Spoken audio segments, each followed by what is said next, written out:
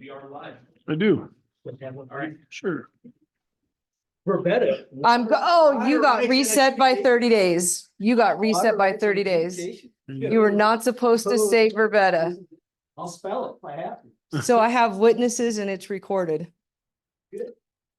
So, Appreciate that. all right, we're going to get started real quick and go through a presentation. I know that a lot of people actually have questions. Thank you to everybody that's online. We will not say verbetta. We're not asking questions about culverts or specific issues going on in the county. You, Mr. Kevin, you have his card and you can talk to him independently. So with that being said, Evan, thank you for coming to talk to us about Idaho water rights and I'll just adjudication. sit next to it. We are going to focus on his presentation. We're not talking about specifics. All right, with that, go ahead and start your presentation. You can tell us about yourself and we'll chime in with questions. I better sit next to Kevin because he's got a lot. Thank you, Commissioner Williams. I appreciate that.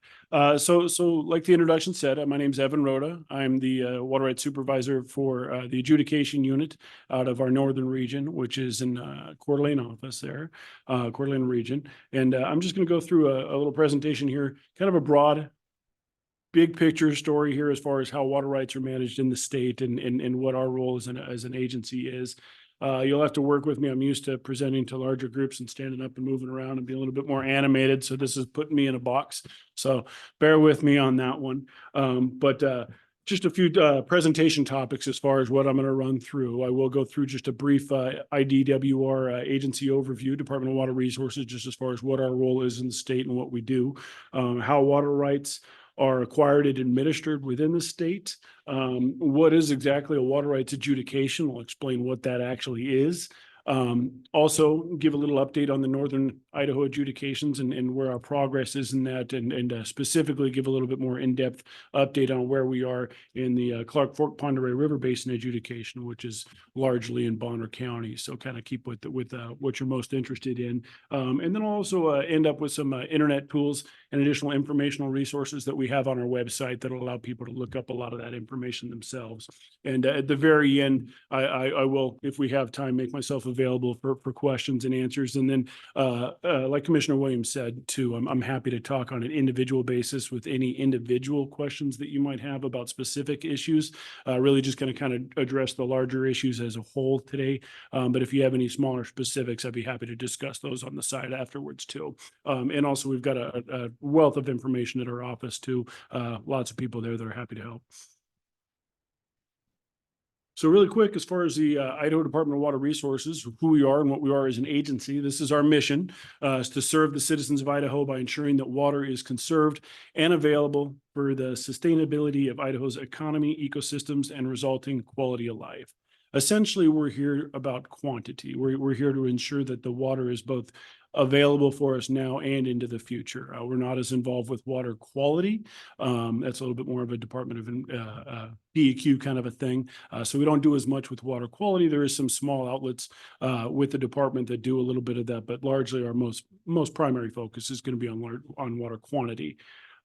Additionally, we also have folks at the office that do permitting for instance, stream alterations. If you're going to put in a culvert or do anything like that, we have a stream channel protection agent at the office, Emily Barnes. She'd be helpful for those kind of things. I did hear that come up a little bit earlier. So we have a little bit of permitting going on there. We'll also involved with well construction. We issue well tags and do well inspections to ensure that the wells are drilled to state standards. So we have an agent there that does that. And then we also issue new water rights for folks that are putting new water uses out there. So we have folks that issue those new water rights. And then we've also got my adjudication unit there, which is involved with the adjudication of water rights, which I'll go into here in a little bit. So what is a water right exactly? A water right is your ability to use water privately. The Constitution and the statutes of the state of Idaho declare that the waters in the state, when flowing in their natural channels, including the waters of springs, lakes, ponds, pretty much any water on the surface, as well as the groundwaters of the state, those are public waters. They're property of the state and the citizens within it. A water right is your right to divert those public waters and put them to a private use in accordance with your priority date and the limitations of that water right. Idaho is a prior appropriation state. That's how we manage our water, and that's common throughout the Western United States. A lot of your Western states are prior appropriation states. And what that essentially means is first in time is first in right. So when you first put a water source to use and establish a water right lawfully, you set that priority date. And then if there's ever not enough water to go around, the users with the earliest water right have first right to that water. The users with the earliest priority date, have first right to that water. So for instance, if a farmer settles on a stream in 1940, puts his pump in the stream and starts diverting, maybe he didn't have a pump in 1940, but starts irrigating those fields in 1940, he's established a 1940 priority date for that water right. And then say another farmer settles on that stream, maybe 20 years later, 1960, starts irrigating his fields out of that same stream. He's got a 1960 priority date. Now down the road, if there's ever not enough water flowing through that stream, and that 1940 farmer needed that water to water his crops, he'd be able to put in a delivery call. If he had a recorded water right, he'd have first right to that water. And that 1960 farmer might be curtailed off to ensure that that water was available for the senior water user. That's kind of how that would work in a small stream system. So it becomes extremely important when the supplies have been impacted or there's not enough to go around.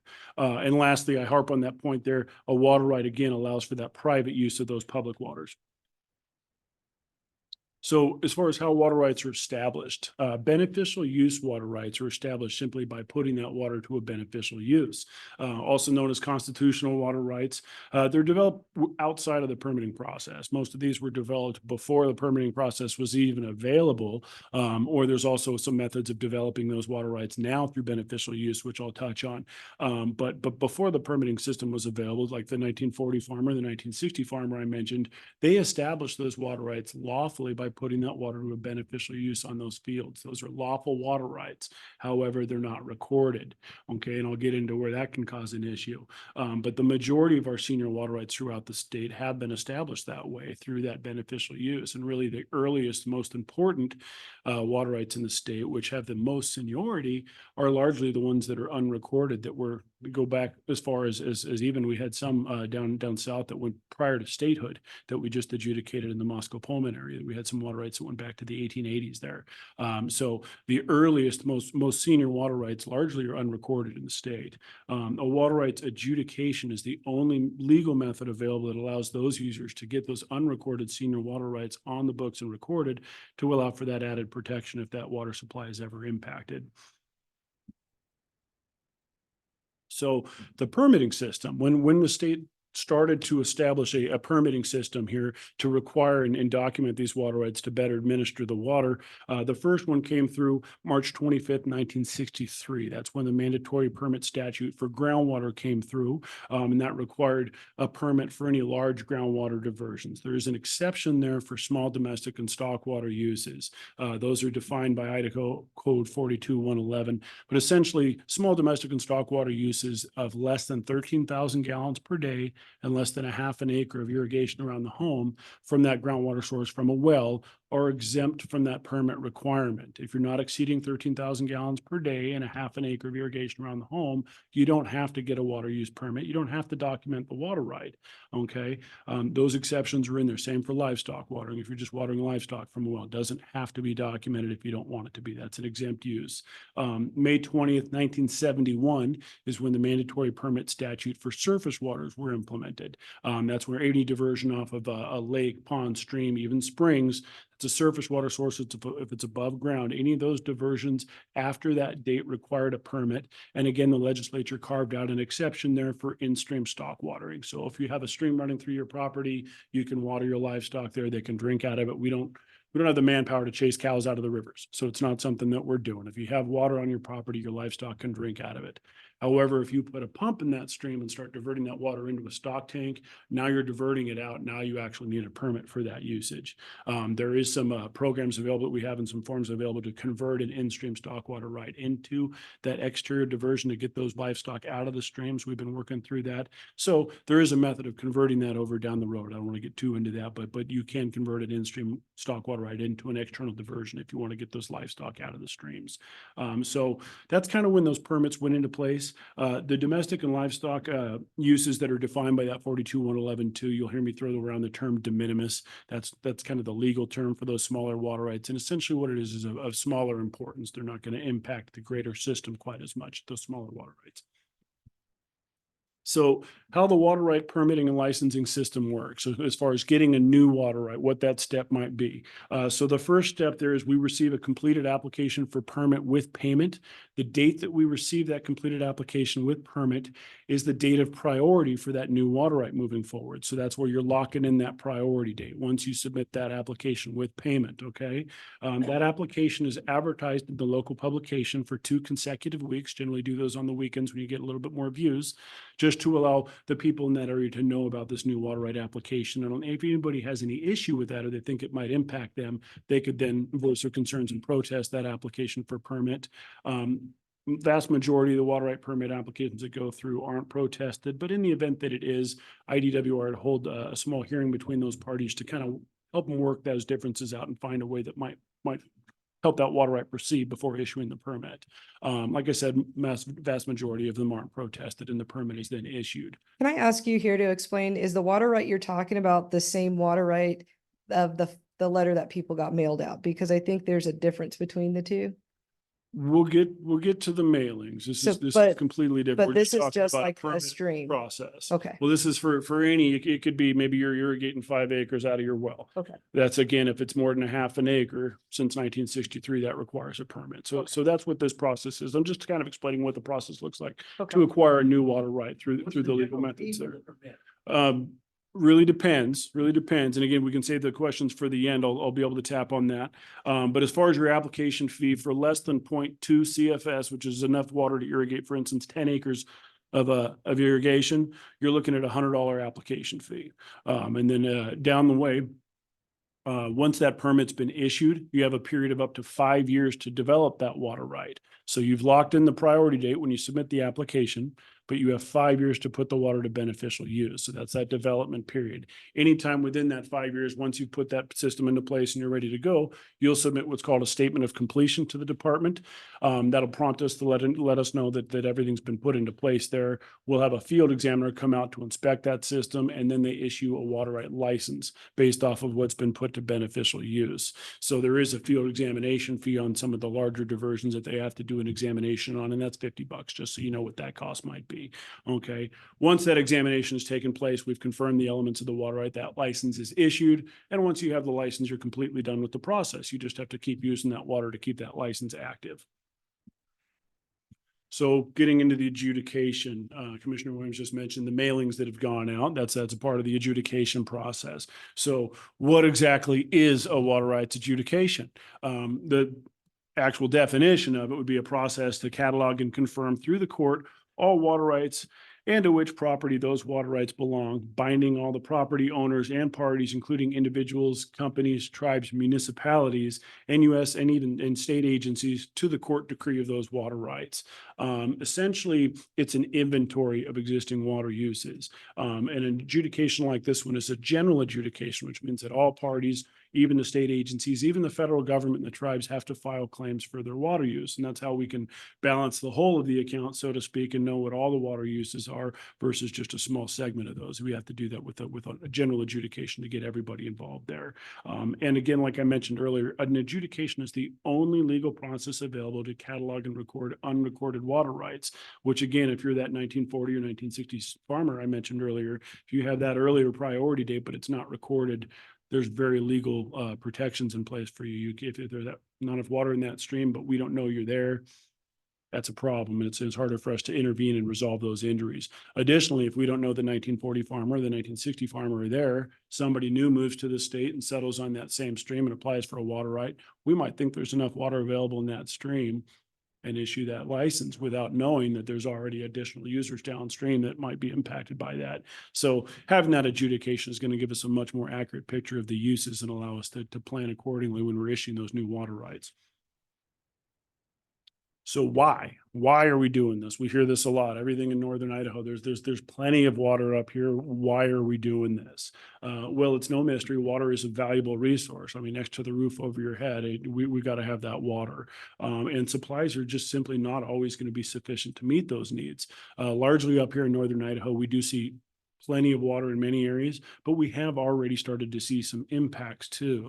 It's also no mystery. There's a lot of new folks moving to the area, and the more straws you put into that same glass of water, eventually you might see some decline or some impacts in certain places. So we have seen some areas that are impacted, but a lot more importantly, you don't want to wait until there's a problem to start figuring out what's there. And that's where we're trying to be proactive and get ahead of these things a little bit more in the state. And I definitely am proud of the state of Idaho for that. Additionally, those grandfather water rights have to be determined. Those old, the 1940, 1960 farmer I keep mentioning, if we don't know they're there, it's harder for us to administer that water and harder for us to protect those senior water rights. So we have to get those determined and documented. Additionally, changes in water rights have to be documented. So even if they did get those water rights maybe permitted or licensed, but if they did that in 1960 and it was all done on paper charts, maybe it's not mapped out quite as accurately, or maybe that parcel has since been subdivided and there's different people that own that now and it's been split apart. Well, if we don't have all of those changes and divisions documented when that property sells down the way and somebody wants to do a change of ownership and they include a portion of that water right, if we don't know what elements are there or where the water right has been moved around, it makes it very difficult to do that. So points of diversion that are being moved, places of use that are being moved, we want to document those changes as well. So touching on the population growth in the area, everybody up here knows, like I say, it's no mystery. There's a lot of new folks moving to the area. This is just a little rundown of the statistics of what we can expect in population growth up here in northern Idaho. And just in the last few years, I think I just ran this number today to look at where we're at in 2024. We're at 258 already. So there's thousands of people moving up here every year. And again, the more straws you put into the same glasses of water, eventually you might see some impact. Okay. This is the analogy that I use where my younger folks in the audiences don't always understand it. But for those that do, the analogy that I like to use with our water is that we're balancing our water checkbook. Again, we have all these withdrawals that we don't necessarily have on record that we don't know are there. We want to get those accounted for. New folks that want to apply for new water rights, we don't want to overdraw the account. You don't wait until the checks start bouncing to figure out how much money you have in the account. Again, Idaho is being proactive and we're trying to get out ahead of that to know what's there. That way we can more effectively manage the resource into the future. So how an adjudication affects water right holders. Again, with an adjudication, everybody has to file a claim. And now the exception to that, there is deferrals for those small domestic or stock water rights, those de minimis water rights. If you're using less than 13,000 gallons per day, which is an obscene amount of water, it's a lot of water. If you're using less than that and irrigating less than half an acre around your home or stock, you don't have to file a claim right now. It's deferrable. It's not a requirement. You don't have to do this. It's highly recommended that you do because there's a lot more benefit than any detriment that I can see, but it's certainly not a requirement. So if you want to stay completely off the books, we're not going to force you to do this. However, municipalities, water districts, water delivery organizations, those larger water users, they definitely have to. Those large uses aren't deferrable. But if you're on one of those community systems, you're not filing a claim for that either. It's those operators that'll file a claim for the whole of the system.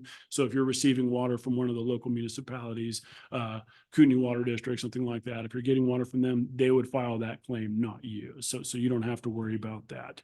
And again, you can defer. So if you don't file a claim right now, but you want to file one a year or two down the road, that's still wide open. In fact, some of our other basins south of us here that have already been adjudicated, you can still get claims in that area for those small domestic water uses. You just have to motion that claim through the court because it wouldn't run through the department. A couple extra hoops, but we can help you navigate those too. And those are still available to be claimed. Once those claims have gone through and been adjudicated, the court will ultimately issue what's called a partial decree on those water rights for each claim. And that partial decree, the reason it's called a partial is it's just your part of the whole. Once you get your partial decree, you're essentially done with that process. That memorializes that water right to your property forever. So it's bound to the property by judge's decree, which gives you a lot of that legal protection, again, if that water source is ever impacted. And then if we ever have to administer water, we'd be administering water based off of those decrees and the priority dates within those. So this is just kind of a quick rundown of how the adjudication process works. We've got the commencement, which is where the notices that Commissioner Williams had mentioned. Right after commencement, before we start, or right as we start claims taken, we're sending out these commencement notices to everybody. If you didn't receive a notice, I'd encourage you to maybe just contact the county and make sure that your mailing address is accurate. We get our county information about once a year, and that'll bring in the mailing addresses, and then all of our rolls for our mailings go out based off of those mailing addresses from the county. So we send out to all property owners within an adjudicated area to alert them of the adjudication, what's happening. And then also we start taking claims after that. So once the notices go out in my office, we start taking in claims. The current adjudication that we have going up here around Bonner County, we've already taken in about 8,000 claims in the last couple of years. So we've been very, very busy with the claims taking process. Now that we've largely got those claims in, the next step in that process is the recommendation phase. So that's where myself and my agents in the office here, I've got 2 agents working with us, and we'll go through and we'll review those. We've also got some agents at the state office that go through that. And we look at those claims and the evidence that's been submitted. And then IDWR is a non-party to the adjudication, where we're not a party. We're just a neutral technical expert operating for the state to review those. And then based off of the evidence that's submitted with those claims, we'll make a recommendation that'll next be sent to the court. Those recommendations are kind of a quick rundown printout of here's the priority date, the water use, where it's at, and that's kind of the large and short of it there. Before we send those to the court, though, once we're confident with these recommendations, we're going to send them out to you guys, to the property owners and the claimants first, before they go to the court. That's what we call this notice of error period. So this is a long process. Like I said, we've taken in over 8,000 claims in this particular area already, and there's only about 3 of us that are reviewing those claims, 5 at the most if I got some help down south. So it is a long process.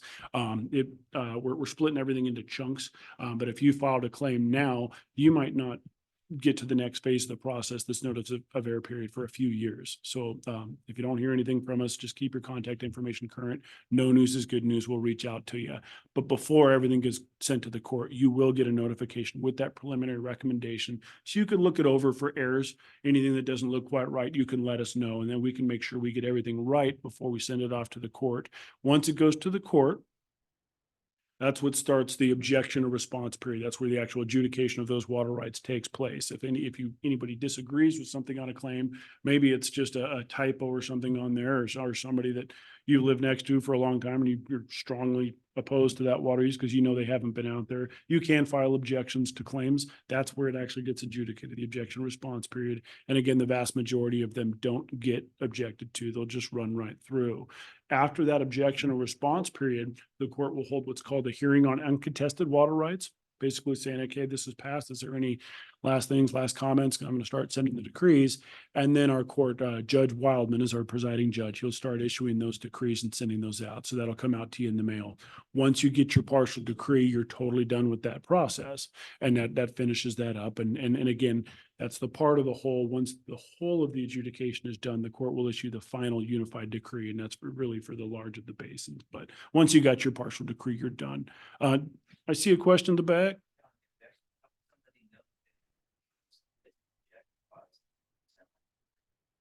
How would you know if you need to object? Yeah. Well, you'd have to know if there's something that you object to first. If there's a water right or something you disagree with, or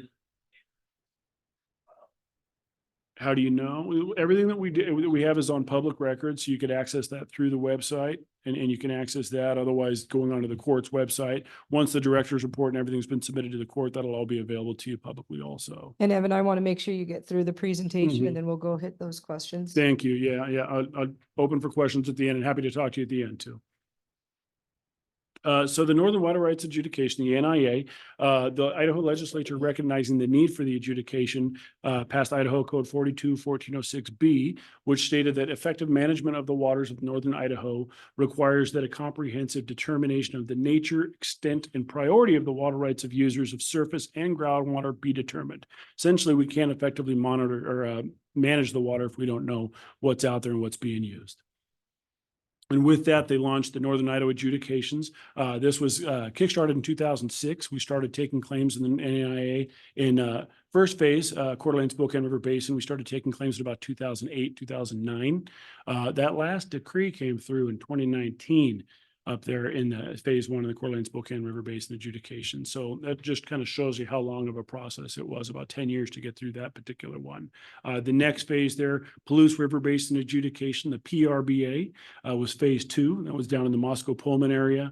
And then the last phase three is where we're at right here in your neck of the woods. That's the Clark Fork Pend Oreille River Basin adjudication, or CFPRBA. So this is just a quick map of where the phase one was, the Coeur d'Alene Spokane River Basin adjudication, largely in the Coeur d'Alene area. It also runs all around up north into Hayden, stretches out a little bit to the St. Joe, and this one of the things I brought up quite a bit is it kind of looks like an elephant if I look at the shape, and this really was the elephant in the room. We had a significant number of water rights there. We've reported over 14,000 water rights out of there, I believe, and we're almost to 14,000 decreed now, 13,000, and I don't have the exact figure, but there's a significant number of water rights that have been decreed out there. That was the big boy in the room. Phase two, Basin 87, a little bit of a smaller unit there. We only took in about 2,000 claims there, but we did this all the way through. We commenced in 2019 and issued our decrees there in 2022. So if you know that timeline, we basically did this one right through the middle of COVID. Myself and my staff were largely working remotely through that, but we were still able to complete that adjudication really ahead of schedule, which was a good testament to the work of myself and our staff and everybody with IDWR. We got that one through, and that was a really successful operation there, which kind of helped us set up timelines and build some momentum for phase three, which is where we're at right now.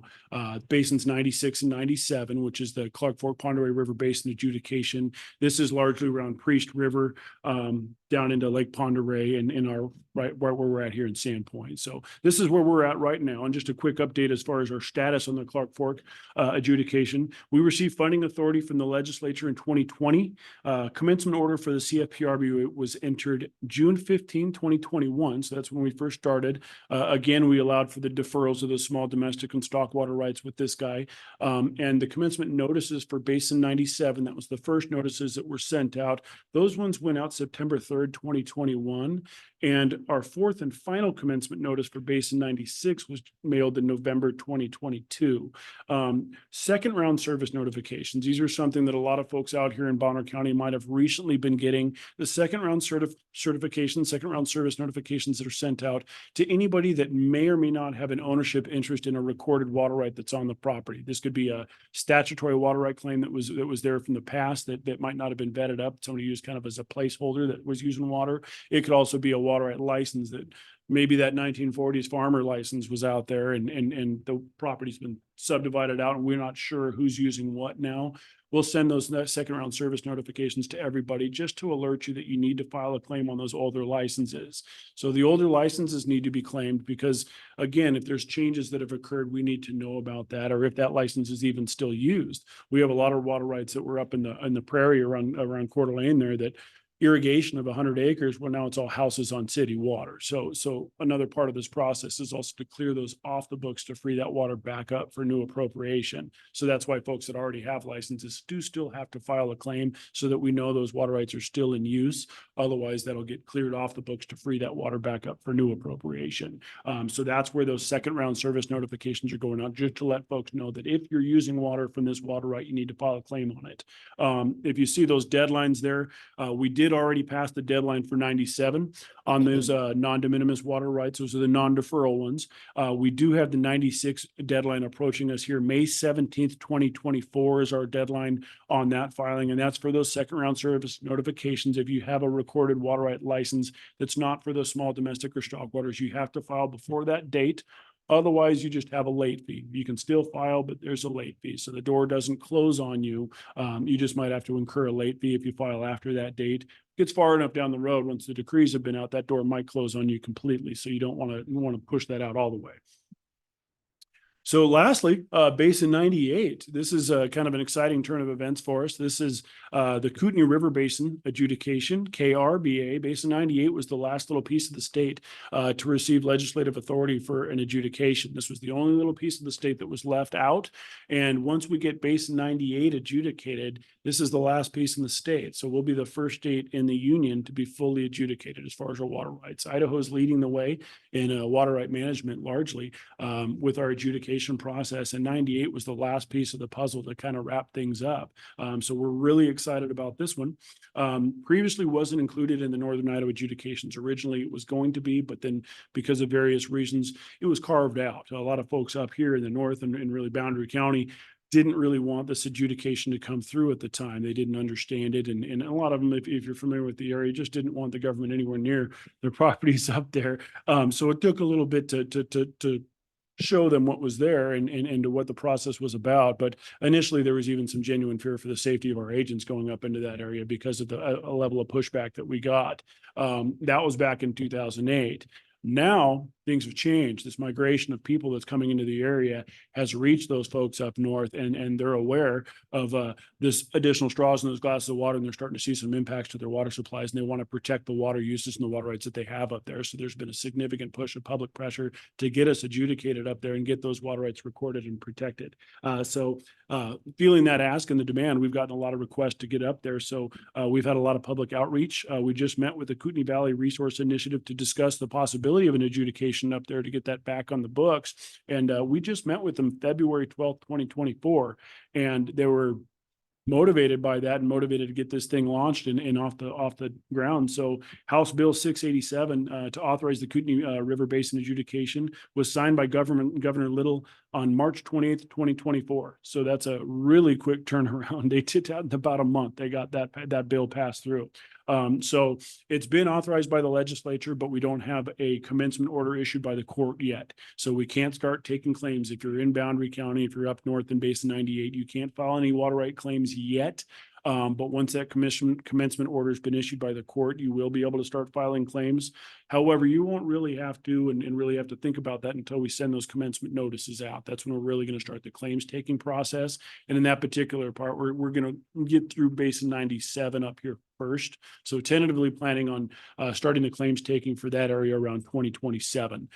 We do have an agent that's going to be going up into Bonners Ferry to do some remote work. I just wanted to put this out here. He's going to be doing a lot more with new permits. Luke Bates, he'll be up there starting next week. I believe April 17th is where he starts operating a little bit up there a few days a week, just to help folks with their permitting and get those water rights on the books if they need some help and try and save them a little bit of a drive. But I just want to put it out here. He's not going to be able to take any claims up there yet until all the commencement orders have gone through. So save your adjudication work for us, and Luke will help you with those new permits.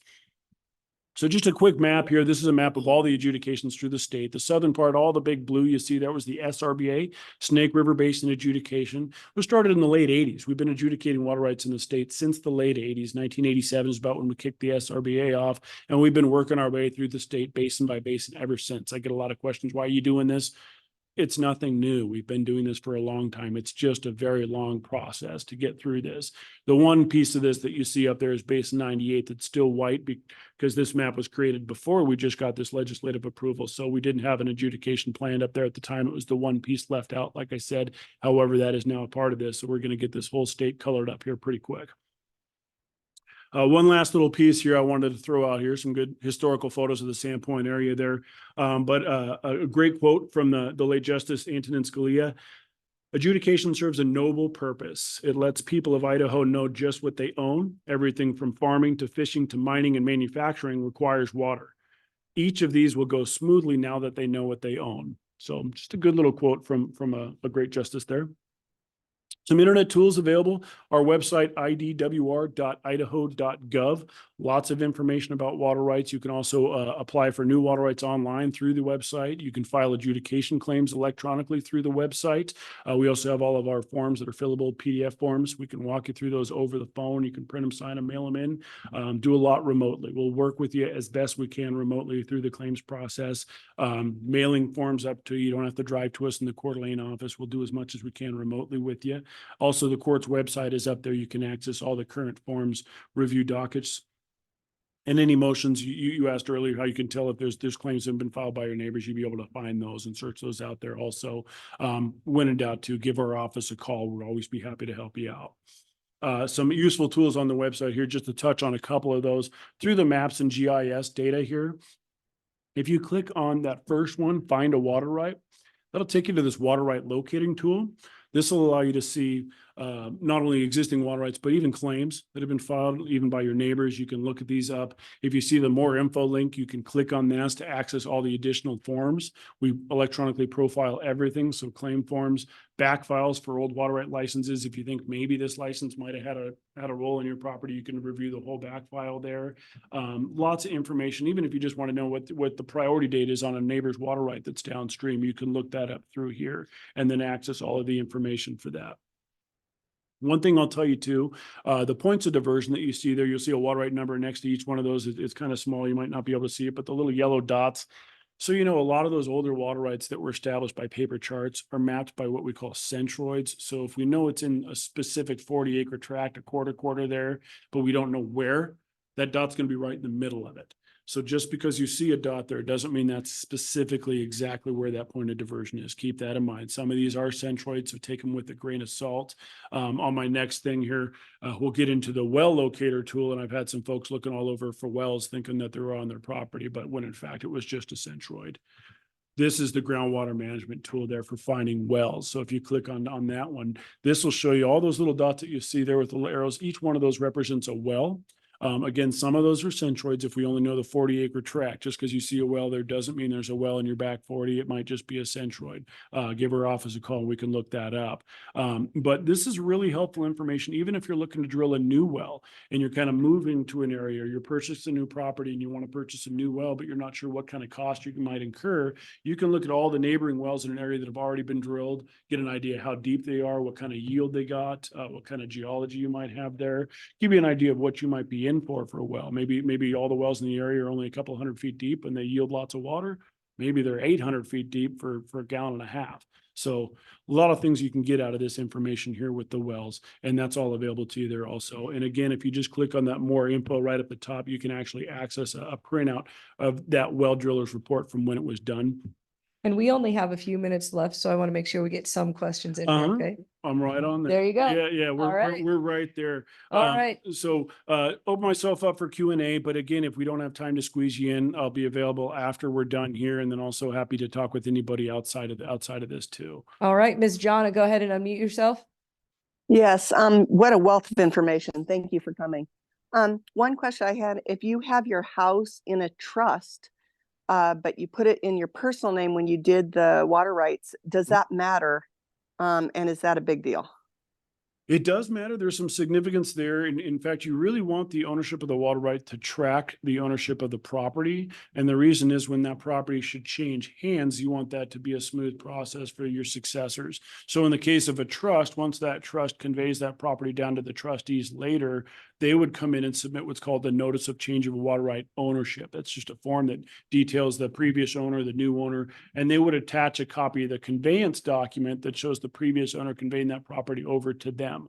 Now, the reason this is important is if you have it in your individual name, and then that trustee comes in to submit that change of ownership, but it's showing that water right going, or the property rather, going from the trust to the trustee, and it doesn't involve your individual name for that water right, that can just cause some additional headache. So just to make that a lot smoother process, if everything matches, if your property is owned by the trust, you should have that claim in the name of the trust or the water right in the name of the trust. And if you need to get that changed, just give us our office a call and we can help you through that. You can either amend the claim or submit a change of ownership to get that switched over.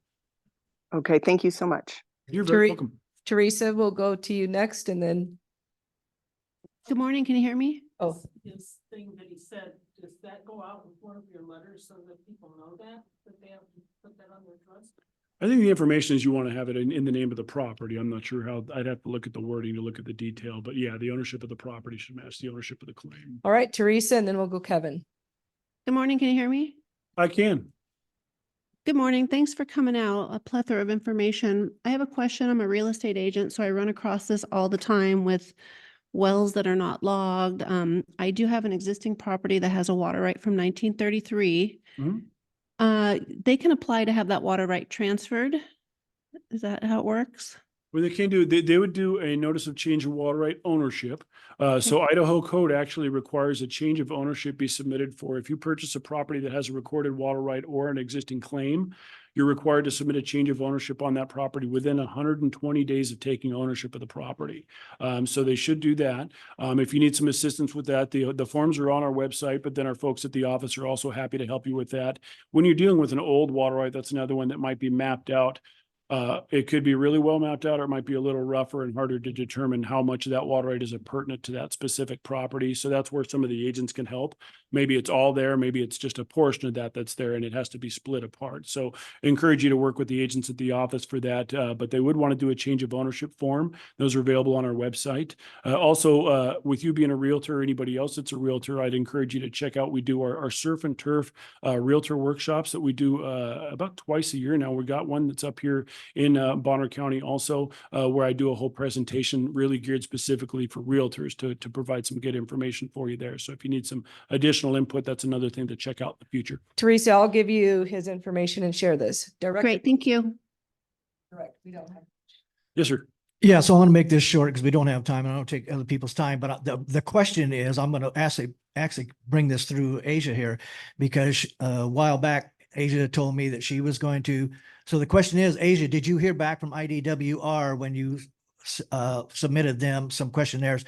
And so don't take this personally, Mr. Rhoda, but I get smoking hot when I, want to dialogue with you guys. And so you and I hopefully will dialogue afterwards or whatever. But you are familiar with IDWR's criteria for culvert sizing, because you did mention that very early on. And so have you heard back from IDWR?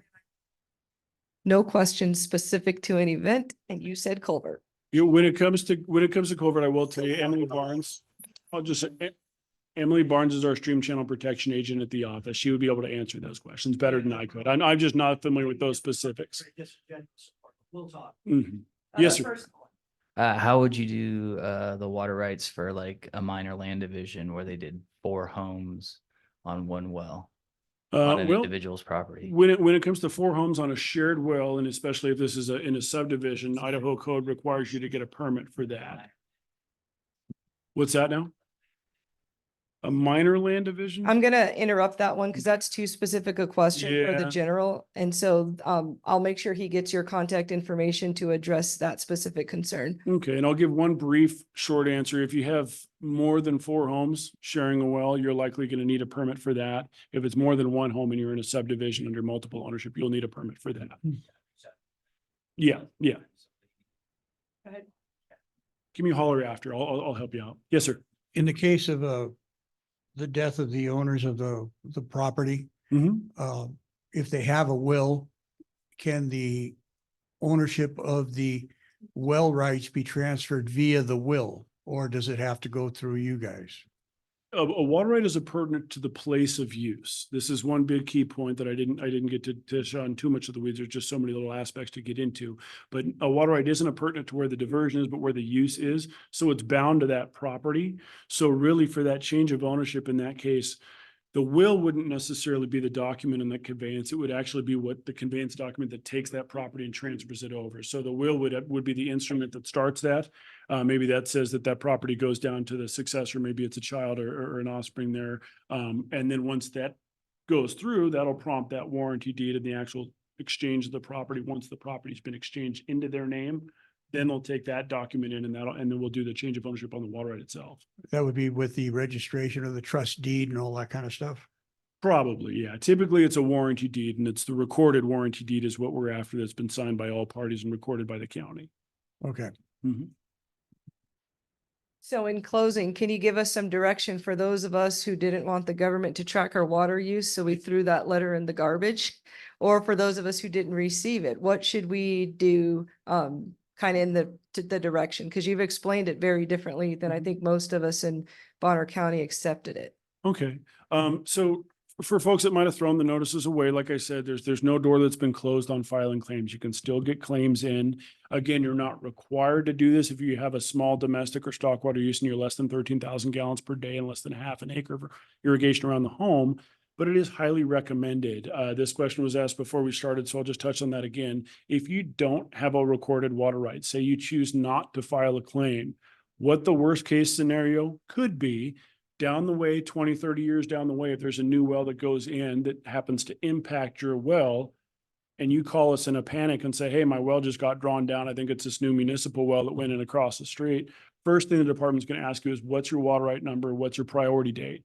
You're not going to have one because you didn't go through this process. At that point, you'll have to file a motion with the court, if our courts are still open, to get that late claim adjudicated and get that water right on the books so that we can intervene to resolve the injury.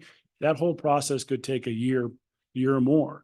And if that's our courts are still open, if our courts aren't, you have to get that privately adjudicated through another court before we can intervene to resolve the injury. So it's really a headache. So getting this done ahead of time, there's far more benefit than detriment. Having that water right documented and know where your priority date is in case there's ever an impact to the water supply. It's not about us policing the water there. It's really about us protecting the water source into the future. That's a big point. But if you need to file that claim, I'd say check our website. You can do that electronically, or give our office a call. We can look up that property and help you through that process, either over the phone or set up an appointment to meet with you in person.